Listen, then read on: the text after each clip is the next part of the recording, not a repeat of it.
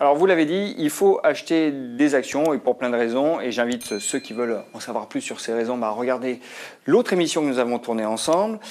Mais vous le savez, beaucoup de gens sont réticents à acheter des actions. Ils se disent, c'est pas pour moi, c'est un truc d'initié, ça demande des compétences que je n'ai pas.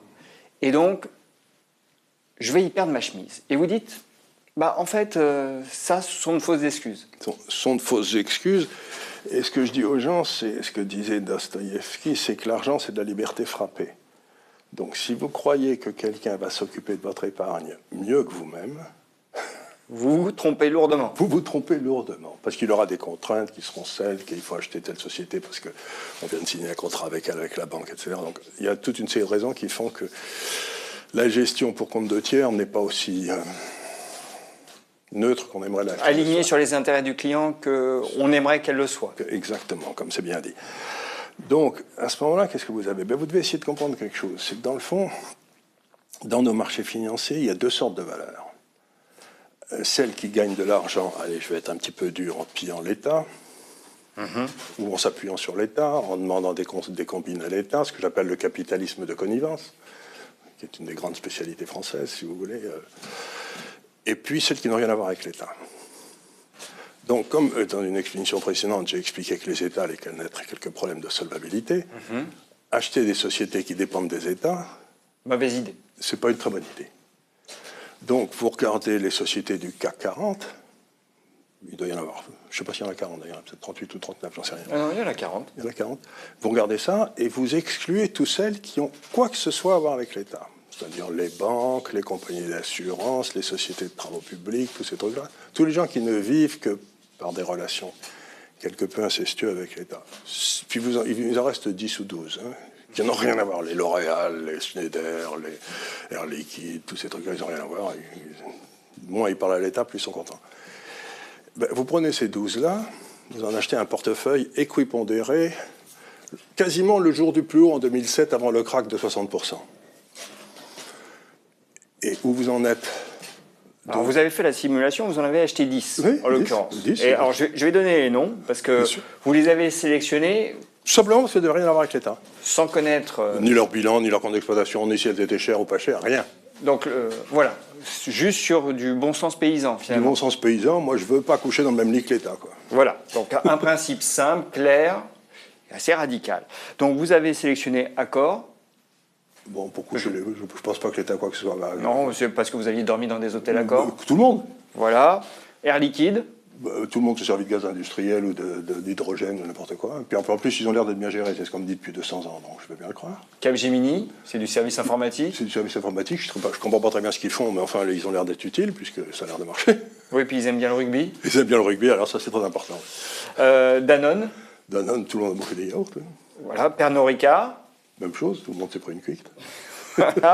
Sodexo. Sodexo, pareil, tout le monde a bouffé dans des restaurants d'entreprise faits par Sodexo. Bon, Total. Tout le monde s'est servi de sa voiture. Voilà, LVMH. Ma femme m'y traîne sans arrêt, oui. Vous connaissez.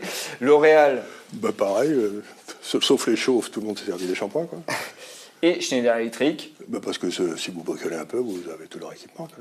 Donc, ok, vous avez... J'y connais rien, je veux dire, c'est simplement parce que je me suis servi de tous leurs produits, là. Ouais, alors ça c'est le point très important, c'est qu'en effet, vous n'êtes pas plongé dans les comptes. Vous n'avez pas fait un travail d'analyse financier, vous n'avez pas cherché à voir s'il y aurait plus de création de valeur dans les années futures. Non, vous vous êtes juste dit, je ne veux pas d'entreprise qui a un lien quelconque avec l'État, et dont le business dépend d'une façon ou d'une autre avec l'État.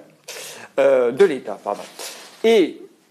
alors, ce qui est très intéressant dans votre simulation, c'est que vous êtes parti du principe que vous les achetiez au plus mauvais moment. Au plus mauvais moment, au plus haut en 2007, juste avant qu'elle baisse de 60%. Voilà.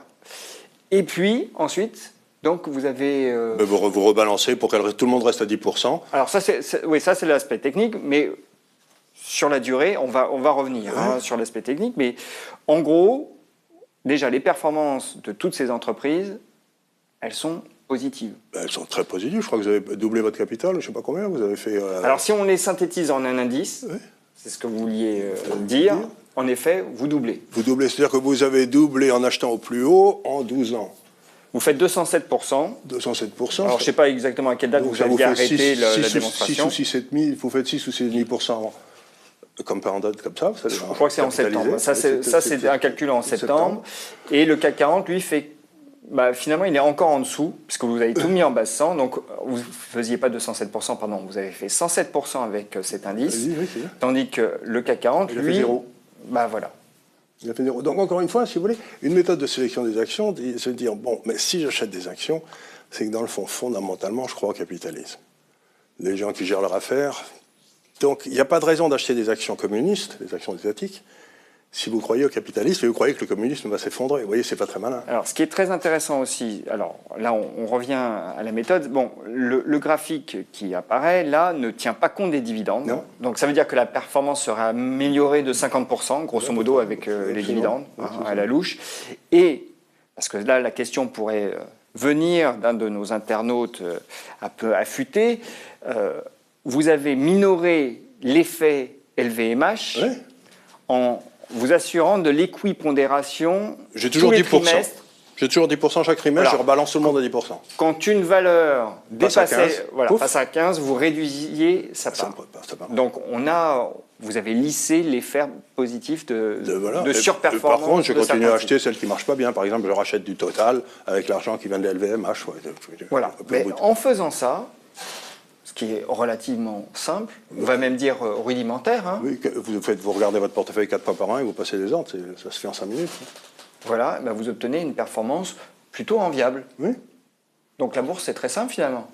La bourse, si vous voulez, c'est une chose très très simple. C'est grosso modo, vous devez acheter des gens qui cherchent à vous rendre service.